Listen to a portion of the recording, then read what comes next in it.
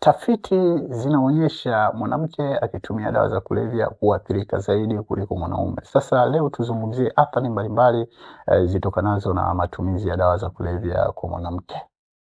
Athari ya kwanza, mwanamke akitumia dawa za kulevya hupunguza uwezo wa kuweza kufikiri kutokana na zile athari anazozipata katika ubongo. Athari ya pili, iwapo mwanamke atatumia dawa za kulevya atapunguza kinga ya mwili na ni rahisi kuweza kupata maambukizi. Athari ya tatu, iwapo mwanamke atatumia dawa za kulevya atapata matatizo katika hedhi na mfumo wa uzazi. Athari ya nne, iwapo mwanamke atatumia dawa za kulevya akiwa na mimba ni rahisi mimba hiyo kuweza kuharibika. Athari ya tano, iwapo mwanamke atatumia dawa za kulevya akiwa mjamzito pia ni rahisi kuweza kujifungua kabla ya muda.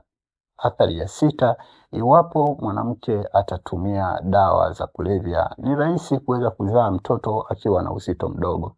Athari ya saba, iwapo mwanamke atatumia dawa za kulevya anaweza kuleta matatizo katika ukuaji wa mtoto na maendeleo ya mtoto kiujumla. Athari ya nane, iwapo mwanamke atatumia dawa za kulevya ni ngumu kuweza kusimamia malezi bora ya mtoto. Athari ya tisa, iwapo mwanamke akitumia dawa za kulevya ataongeza umaskini, lakini pia atatengeneza utegemezi kwa wengine. Mwanamke, wewe ndo kiini cha familia, wewe ndo mlezi wa familia. Kataa dawa za kulevya, timiza malengo yako. Iwapo una ndugu au jamaa yuko na matatizo ya utumiaji wa dawa za kulevya, suluhisho lipo. Karibu Dapo Women Recovery House.